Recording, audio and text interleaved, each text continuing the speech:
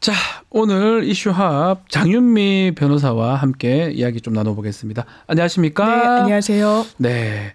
자, 국민의힘 전국 안정화 TF 지금 내년까지 윤석열 조기 퇴진하고 전국 수습 로드맵 지금 초안 만들었는데 뭐 2월 퇴진, 4월 대선, 3월 퇴진, 뭐 5월 대선 뭐 두 가지 얘기가 나옵니다.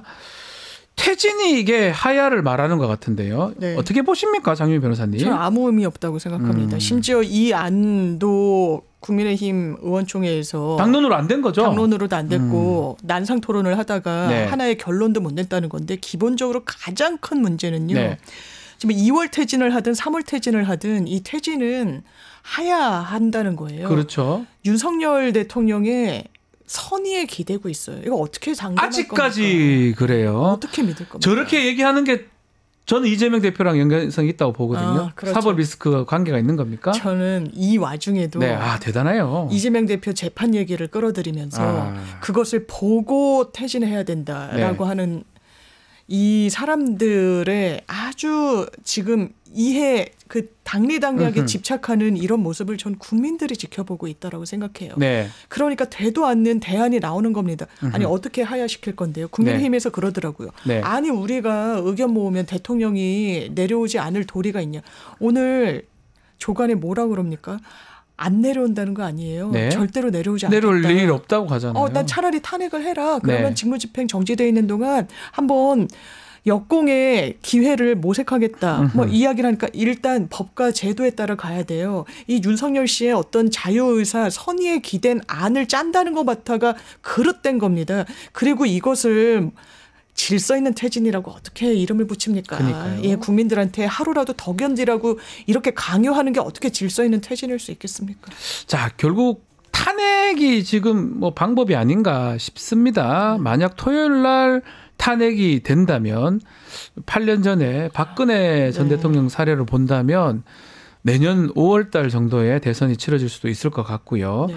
자, 결국은 또 국민의힘도 3월 퇴진, 5월 대선 60일 뭐 이렇게 예상한 것 같은데 결국 하야냐 탄핵이냐 이게 네. 퇴진 방식에 따라 달린 거라고 맞습니다. 봐야 되겠네요. 예. 그런데 법과 헌법, 법률 이런 여러 정확한 시스템에 따라 작동돼야 되는 엄중한 상황이라고 네. 생각하고요. 이를테면 그런 겁니다. 지금 국민의힘에서 이야기하는 여러 방도들 그리고 뭐 집권 여당 대표와 한덕수 총리가 국정을 운영하겠다는 이런 부분들 다 위헌적이에요. 네. 기본적으로 헌법에는 권한 대행이라는 표현이 나옵니다. 어느 경우냐면요. 대통령이 걸위되거나 사고가 난 경우예요. 걸위는 사실상 이제 사망, 정치적 네. 사망이 아니라 정말 물리적 사망. 진짜 사망. 진짜 생물학적 사망. 이렇게 자리가 빈 경우. 네. 사고는 말 그대로 정말 장기 헌법 주석서를 보면 장기 출장을 가거나 해외에 체류를 하거나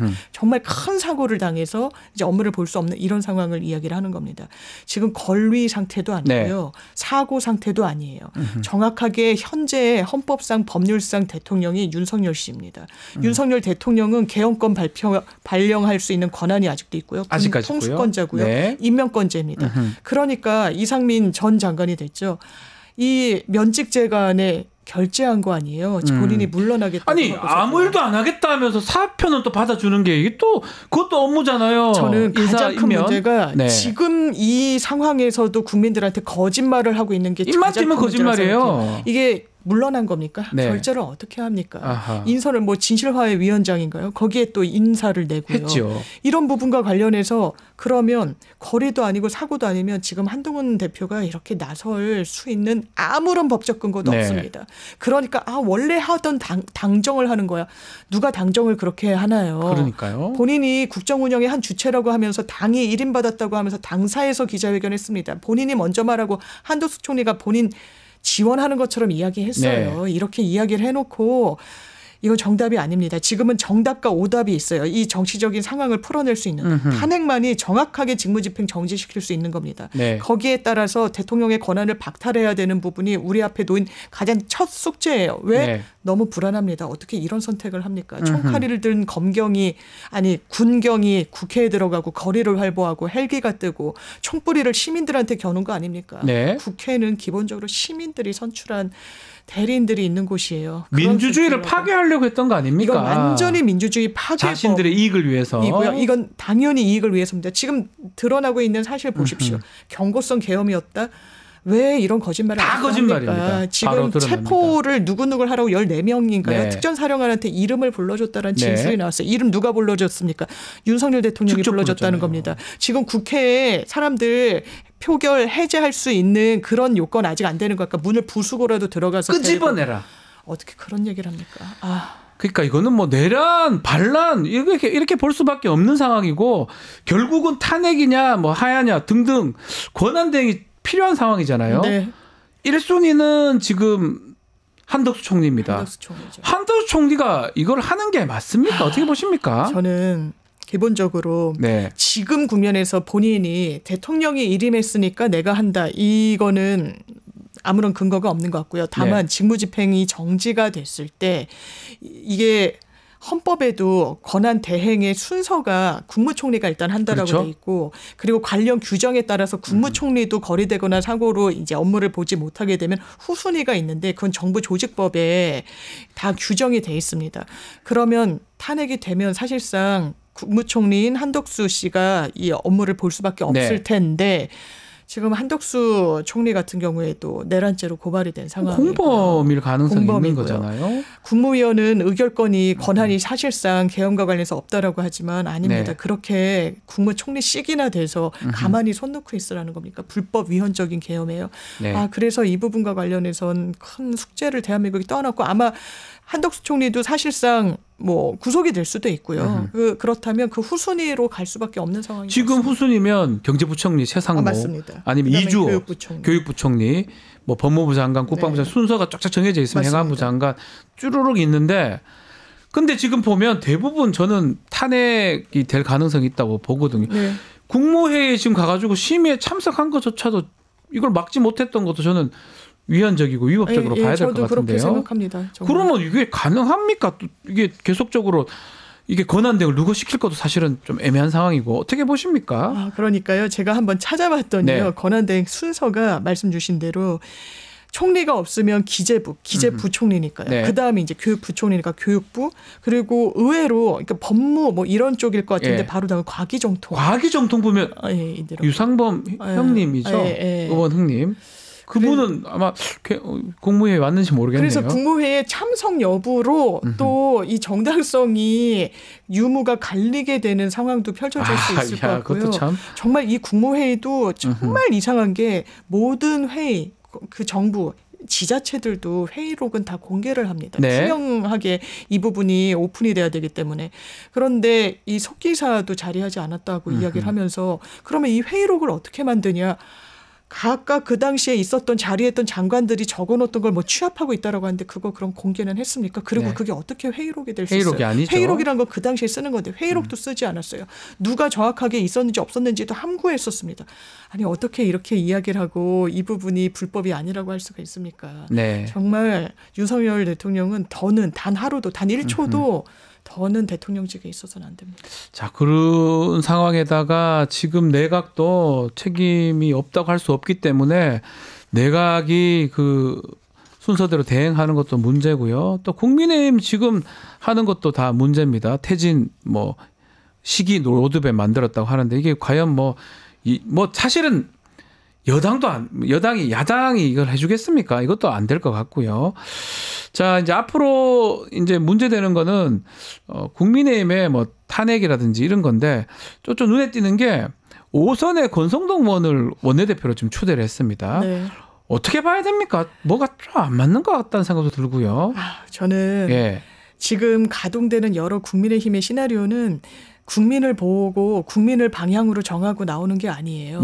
지금 자기들의 권력 다툼에 대단히 매몰되어 있다는 생각을 합니다. 왜 이럽니까 이 사람들? 왜냐하면 정치를 그렇게 해왔기 때문이겠죠. 갑자기 그렇다고 저 생각하지 않아요. 이런 위기 국면에 딱 수면 위로 뜨는 거예요. 그 민낯이 저는 보여진다는 생각이 드는데요. 이를테면 어떤 겁니까? 친윤계에서는 이런 이야기가 나오는 거예요. 그래. 지금 한동훈 대표 최고위원 지금 김재원 최고위원은 원래 친윤이었고 대통령 네. 엄호했었고 지금 모 최고위원은 완전 돌아섰다. 뭐 장동혁 최고위원이 그렇다고 뭐 이야기가 나오죠. 네. 그러면 우리가 다 최고위원들을 내려오게 해가지고 5명 중에 4명 요건이 되면은 내려오게 해서 우리가 비대위 체제에 가동하면은 당권을 우리 쪽으로 쥐고 아직까지 그런 생각을 합니까? 그런 이야기가 나오고 있죠. 이거 보도까지 되고 있습니다. 네. 이게 어디서 나왔겠어? 기자가 상상으로 쓸 수는 없는 거 아니에요? 그렇죠. 누군가가 이런 거를 이야기하고 그 유사한 이야기를 한 사람들이 있다는 거 아니에요? 그렇다면 이거는 국민 보고 정치하겠다는 거 아니에요? 이건 네. 자기들 자리 보전하겠다는 거예요. 그리고 끝까지 그냥 대통령도 병풍인 거죠. 자기네들 정치를 하는데 필요한. 이게 아주 정확하게 드러난 게 윤상현 의원 아니겠습니까? 네. 김재섭 의원이 나한테 하소연하더라. 지역에서 너무 욕을 먹는다. 재섭아 걱정하지 마. 괜찮아. 나도 탄핵 박근혜 전 대통령 때 반대했었는데 나 무소속으로 나와도 됐잖아. 누가 그러더라고요. 이거 완전히 틀린 진단이다. 그때 탄핵이 빨리 됐으니까 유동성이 제거되고 안정이 그나마 조속하게 이루어졌으니까 윤상현 같은 사람도 선택을 받은 거라고 누가 그러더라고요. 네. 이런 걸 다 몰각하고 이런 맥락을 다 지워내고 괜찮아. 탄핵에 반대해도 돼. 이런 국면에서 어떻게 그럽니까? 자기 배지만 달면 된다라고 후배한테 이야기하는 겁니까? 말이 됩니까? 김재섭 의원 사무실 예. 어떻게 됐습니까? 사람들이 거의 피칠갑처럼 보이도록 해놨잖아요. 이거 그 행위 자체가 잘했다고는 말씀 못 드립니다만 그 분노를 정치인이라면 떠안아서 잘 해소할 생각을 해야지. 이 국면을 어떻게 넘겨서 이건 국민을 정말 개돼지로 보는 거예요. 정말 그렇다는 겁니다. 예. 개돼지론하고 맞닿아 있는 것 같고 이 국민의힘이 사실 전 이해가 안 됩니다. 지금 말한 것처럼 이 윤석열의 내란 행위에 친윤계도 저는 상당히 책임 있다고 보고 또 대통령하고 당시 친윤, 핵심, 윤핵관이라고 불리는 이런 사람이 창피한지도 모르고 원내대표를 다시 한다. 네. 아니 뭐 아직 될지 안 될지는 모르겠지만 한다. 이게 그냥 이 현상을 제대로 못 보고 있는 거 아니냐 이 생각도 들거든요. 그럼 원내대표직은 제대로 수행해서 명예롭게 내려왔습니까? 아니었잖아요. 아니었죠. 대통령이랑 네. 본인 국회 본회의장에서 몰래 그 텔레그램 주고받다가 딱 걸렸던 거 아닙니까? 네. 이른바 차리따봉 걸렸던 거 아닙니까? 그렇게 내부 총질이다 하던 당대표 쫓아내니까 시원하게 그지없다고 대화 주고받았던 거 네. 아닙니까? 이거 약간 미략하고 약간 암약했던 거 아닙니까? 당대표를 축출하기 위해서요. 이런 거를 보고 원내대표에서 내려오고 그 뒤로도 뭐 친윤이다 뭐 아니다 거리가 좀 멀어졌다 나를 뭐 친윤에서 빼달라고 했지만 변하지 않는 사실이 있습니다. 아직도 윤석열 대통령을 엄호하는 그 사람이에요. 지금 국면에서 원내 사령부로 그 얼굴로 가능합니까? 추경호 원내대표도 저는 네. 그래도 좀 합리적인가? 경제 관료 출신으로서 했는데 저는 대단히 정치적으로 야비한 사람이라는 생각이 들었어요. 이 교란 문자를 보내고 본인은 국회 본청에 있으면서 의원들이 본회의장에 못 오게 하고 그때 어떻게 했습니까? 윤 대통령 전화는 받았다는 다 사실이 받았다는 있어요. 거잖아요. 그 전화 내용과 관련해서는 그런 내용이 아니었다고 하는데 그 내용이 아니면 왜 원내사령부와 통화를 합니까? 네. 지금이라도 거짓말하지 않는데 저는 그 대체제가 될 수도 없고 그냥 유사한 사람으로 돌려막게 하는구나라는 생각이 듭니다. 그러니까 어떤 상황이 일어나도 국민의힘 변하지 않는 것 같아요. 계속적으로 똑같은 계파 주도권을 잡아서 또 이런 상황에서라도 나는 나중에 또 국회는 또 더 해야 된다. 뭐 이런 것들 가능한 게 보면 권성동 의원 자리도 그렇고 또 추경호 다 그 대구 경북 TK라든지 강릉도 마찬가지잖아요. 맞습니다. 그러니까 그렇게 계속 찍어주니까 이 사람들 별로 두려움 이런 게 없는 것 같아요. 그렇죠. 자기 정치만 생각하는 자기 거죠. 것만 하면 돼요. 왜냐하면 나는 또 나오면 이 국면만 어떻게 모면하면 난 또 선택받을 수 있거든. 그러니까 저는 정말 여러 언론에서 우리 이렇게 텃밭이라고 칭하지 말아라고 분노하는 이른바 TK 시민들, 뭐 강원에서도 마찬가지고요. 정말 힘을 보여주셔야 된다라고 생각합니다. 이거는 대단히 우롱당하는 거예요. 저희가 유권자가. 그러니까요. 그냥 난 나오는데 나를 안 뽑고 100일 수 있어? 어떻게 뭐 민주당 찍을 거야? 진보당 찍을 거야? 이러고 있는 거예요. 이거 사실상 정치적 겁박입니다. 이 행보를 보면 그래요. 국민 무서운 줄 모르는 거예요. 전혀 유권자들 모릅니다. 무서운 줄 모르는 거예요. 이 정답을 찾아가는 과정에서 오답을 계속 찍는 건 자기 이익에 그게 맞다라고 생각하는 거예요. 그렇죠. 유권자들이 심판해야 됩니다. 유권자들이 의견 내고 이거 준엄하게 경고해야 됩니다. 안 그러면 또 이런 역사적 비극은 되풀이될 거예요. 맞습니다. 우리가 언제 계엄이 있을 거라고 상상이나 했습니까? 네. 이런 거를 이 상상도 못했던 걸 실현시켰던 진영이에요. 이거는 부인할 수 없습니다. 맞습니다. 거기에 대해서 정확한 정치적 책임을 물려야 됩니다. 안 그러면 이런 역사는 또 되풀이됩니다. 엄밀히 말하면 계엄을 빙자한 내란, 반란입니다. 맞습니다. 그것을 한 거를 누가 상상을 했겠습니까? 알겠습니다. 자, 그래서 탄핵 얘기가 계속 되는데 14일 토요일 날 탄핵 이제 표결이 될 것 같은데 어떻게 보십니까? 뭐 지금 여러 명 좀 반대 의견을 지난번에 탄핵 반대했다가 찬성으로 돌아선 사람들이 있는 것 같아요. 김상욱 의원 같은 경우도 지금 바꾸고 있고 어떻게 좀 이번에는 탄핵이 좀 찬성이 될 것 같습니까? 저는 기대를 개인적으로 하고 있고요. 개인적으로 예. 그리고 기류도 거기에 좀 부합하는 것 같고 또 해야만 하는 일이라는 생각이 듭니다. 네. 이런 소모적인 상황을 언제까지 계속할 수 있겠어요? 왜냐하면 지난 토요일 날 부결도 안 했어요. 투표 불성립을 시켰죠. 안 돌았죠, 아예. 이건 정말 있을 수가 없는 일입니다. 예. 국민의힘은요. 대통령을 살리고 당이 죽는 길을 선택했어요. 그리고 대통령을 선택하고 국민을 버렸습니다. 저버렸어요. 이 105명 본회의장에 들어가지 않은 분들 반성하십시오. 네. 지금이라도 정확한 선택해야 됩니다. 그러면 투표 불성립으로 탄핵이 되지 않으니까 어떤 일이 대한민국에 펼쳐졌습니까? 블랙 먼데이가 초래됐어요. 맞습니다. 1,430원을 돌파했어요. 환율이요.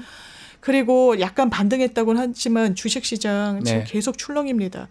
이 계엄 사태 이후에 사실 정확하게 내란 사태인 거죠. 내란 사태 이후에 해외 투자자들 1조 원 이상 빠져나갔어요. 네. 다 금융기관 주식들 팔자세로 이어가고 있다고 합니다. 대한민국 경제가 휘청거리고 있어요. 미국에선 또 뭐라고 그러고 있습니까? 이거 민주주의 회복해야 된다는 취지로 네. 이야기하고 있죠. 지금 민주주의가 아직 회복되지 않았다는 취지예요. 대통령에 대해서는 아주 심각한 오판을 했다라고 미 국무부 부장관이 이야기를 합니다. 맞습니다. 이거 미국과도 관계를 제대로 할 수가 없어요. 윤석열 씨를 하루라도 빨리 자리에서 제도로 법으로 내려오게 하는 게 정답이에요. 국민의힘 의원분들 아무리 그래도 국민 보고 정치하시는 분들이죠. 그렇죠. 저 정말 간청드립니다. 이제 정확한 선택해야 돼요. 안 그러면 국민이 너무 불안해집니다. 어떻게 질서 있는 퇴진 이야기하면서 2월까지 3월까지 기다리라고 국민들께 강요할 수 있습니까? 어떻게 그런 뻔뻔스러운 강요를 할 수가 있습니까?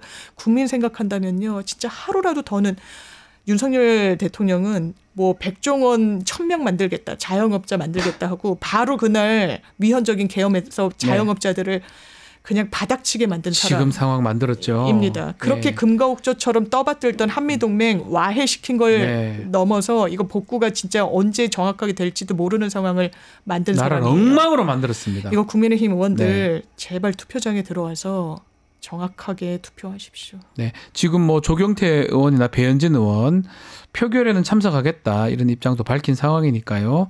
좀 지켜보기로 하고요. 자, 민주당 얘기 좀 해보면 지금 상설특검 수사 요구안 본회의에 맞습니다. 처리가 됐습니다.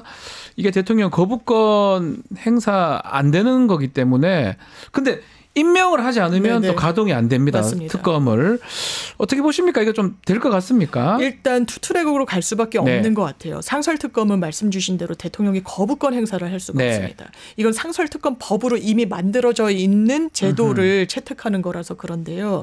그런데 아주 고무적인 건 지금 친한계 중심으로라고 하지만 여당의 의원들 22명이 찬성을 찬성표가 했습니다. 있어요. 예. 야. 이거는 수사는 더 이상 비껴갈 수가 없다라는 판단을 내린 거예요. 여기에 반대표를 던지면 지금 당장 국민의힘이 죽는다라는 네. 판단을 한 겁니다. 그나마. 그런데 예. 이 부분과 관련해서는 제도적 또 한계를 가진 게 네.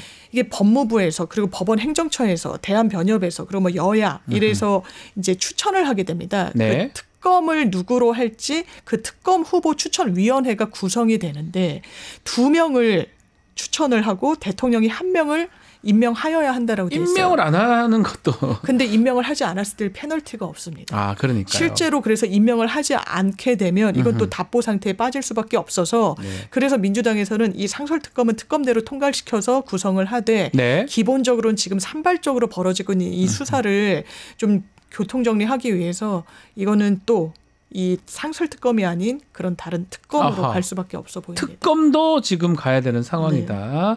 자, 친한계 의원들도 이렇게 23명, 22명이 찬성을 하니까 이게 또 특검 이번에 탄핵하는 거하고도 관련성이 또 있지 않을까 또 조심스럽게도 예측을 해봅니다. 자, 그리고 국회 얘기 좀 더 해보면 4조 1,000억 원 감액된 예산안 야당이 통과를 시켰습니다. 결국은 아마 이것 좀 문제이긴 해요. 아마 예산안을 야당이 단독으로 통과시키는 거의 처음인 것 같은데 맞습니다. 또 안 하려고 하다가 결국은 이재명 대표 주장을 해서 이 민생 때문에 통과 안 시키면 안 되겠다. 이래서 통과를 시켰던 것 같습니다. 어떻게 보십니까? 맞습니다. 이게 한 4조 정도가 감액이 됐다라고 하는데 네. 기본적으로 국회에서는 예산 감액 권한밖에 없습니다. 그렇죠. 증액 권한은 없고요. 이거 국민들이 잘 모르는 분들이 많으셔서. 맞습니다. 그러니까 민주당이 왜 깎기만 하냐, 네. 왜 나라 살림을 왜냐면 일을 하겠다는 돈인데 깎기만 하냐라고 하는데 기본적으로 국회에는 감액 권한밖에 네. 없고요. 그러면 안 깎아야 되는데 깎았냐와 관련해서는 이 정부가 들어서 예비비로 4조 넘게를 편성해 왔어요. 예비비가 너무 많아요. 예비비가 왜 많으냐? 네. 예비비는 국회에 이 심의 의결 네. 받지 않는 돈이거든요. 보통은 재난 상황에서 쓰는 거. 그런데 코로나 때도 1조 5천억 원은 넘지 않았었습니다. 이게 다 나라 살림이라서 투명하게 해야 되기 때문에 예비비는 최소한으로 하는 게 맞아요. 네. 그리고 나머지를 다 정확하게 국회에 심의 의결 그리고 감시를 받을 수 있는 그런 항목으로 편성해야 되는데 네. 완전 꼼수 중에 꼼수를 한 거죠. 지금 예결위에 있는 뭐 의원들 이야기를 들으면 뭐 순방비, 해외 뭐 출장비 같은 것도 다 예비비로 하는데 그건 진짜 법적 근거가 없는 겁니다. 일단 이걸 안 깎을 수 없어요. 네. 이 정부 어떻게 했습니까? 지난해 56조 역대급 세수 펑크를 냈어요. 아니 세금도 못 걷어들이는 주제에. 네, 맞습니다. 세금을 왜 못 걷어들일까요? 기본적으로 일반 그냥 유리지갑 직장인들, 자영업자들 다 세금 다 내죠. 근데 법인세를 너무 많이 깎아줬어요. 네. 이거는 보수 그리고 경제지 할 것 없이 세수 결손의 가장 큰 원인으로 진단하는 건 법인세 인하입니다. 기업들한테 돈을 덜 받았다고 해서 낙수 효과 있었나요? 고용 효과 있었습니까? 없었죠. 고용 창출은 됐나요? 다 되지도 않는데 그냥 나라 곳간 지킨다는 그 일념으로 지키지도 못하면서 네. 이거는 깎을 수밖에 없는 국면이었다는 생각이 들고 다만 이 부분과 관련해서 여야 합의가 없었다는 점은 좀 넘어야 되는 부분이 있어서 네. 이거는 추경이나 이런 부분으로 보완이 나중에라도 필요해 보이는 추경 부분이 아마 있습니다. 바로 해야 될 상황으로 보이는데 그럼에도 불구하고 필요하지 않는 예산을 깎는 게 국회의 임무다라는 말씀 드리고 그 예산 깎았다고 지금 비상계엄 선포했다고 본인이 밝혔잖아요. 예산농단이라고 그랬죠. 예. 입법농단이라고 그랬고요. 예. 이거는 계엄의 사유가 되지 않습니다. 절대 안 되죠. 왜냐하면 전시에 가까운 비상 상황일 때 하는 거예요. 행정사법이 완전히 가동이 되지 않을 정도의 아주 우려되는 상황일 때 계엄을 하도록 계엄법이 규정하고 있습니다. 아니 예산안이 합의가 되지 않는다고 이게 계엄 상황이 무르익었다고 어떻게 그러면 판단합니까? 매년 계엄이 와야 돼요. 그럼 매년 계엄을 해야 매달 돼요. 계엄해야 매달 됩니다. 계엄을 해야 돼요. 그런 건 사실 윤석열 대통령이 자백한 거예요. 이거는 네. 위헌 계엄이었다. 이거는 위법했다라고 자백하고 포고령도 마찬가지입니다. 네. 그거는 지금도 오늘 무슨 조간을 보면 단독 기사로 대통령이 직접 고쳤다는 거 아닙니까? 네. 그런 부분과 관련해서 자백서를 이미 국민들 만천하에 국민을 처단하겠다고 하면서 뱉어냈으니 거기에 대해선 책임을 정확하게 실제로 지십시오. 이런 포고령이 사실은 만든다면 군의 법무관들이 있습니다. 군 법무관들이 그것을 작성을 해야 되겠죠. 왜냐하면 변호사기를 갖고 있는. 군이 또 통화를 하는 그렇죠. 거니까. 저도 그 역할을 예전에 했었는데 제가 다 좀 알아보니까 법무관들이 아무도 하지 않았더라고요. 누가 했냐 보니까 알고 보니까 지금 보니까 두 사람이 장관하고 대통령 둘이서 고청가 처단하라는 용어를 쓰지 않습니다. 계엄법에도 처단이라는 건 없습니다. 없습니다. 처단이라는 게 법률 용어도 죽이겠다는 아니고요. 건가요? 사형시키겠다는 어떻게 거예요? 하겠다는 거예요? 죽이겠다는 무슨 뜻이에요? 처단이에요. 그러니까 말도 안 되는 것들을 그 용어로 쓴 것도 두 사람이 대통령이 직접 의료인을 전공의를 처단한다니요. 가짜 뉴스 처단하고 말이 됩니까? 의료인들 처단하고 현장에 복귀하지 않으면 처단하겠다니요. 그래서 뭐 법무관들이 아마 개입이 안 됐으니까 이런 일이 또 있었던 게 아닌가 또 시간이 지나 보니까 좀 보이네요.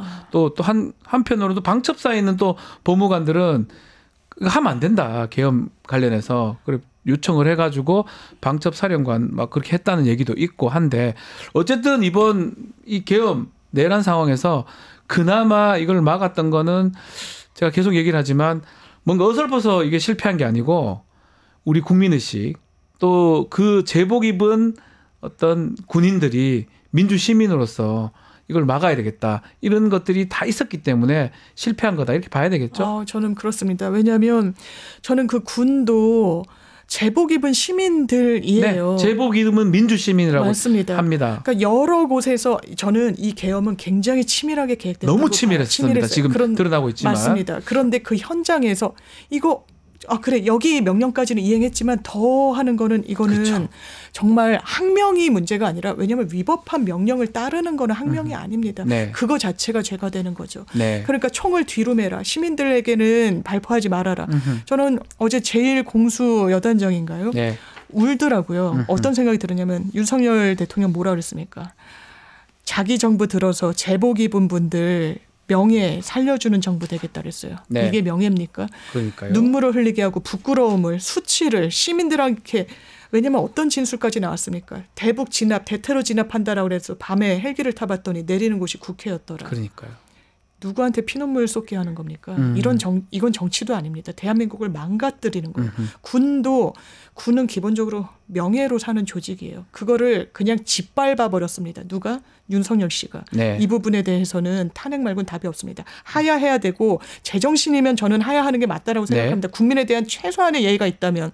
근데 그거를 못해요. 용기가 없어서 그 선택을 하고 있지 못합니다. 어떻게든 버티겠다고 하는데 정확하게 축출해야 된다고 생각합니다. 마지막으로 국민의힘도 그런 어떤 내란 미취강에한테 동조하는 것이 되지 않을까.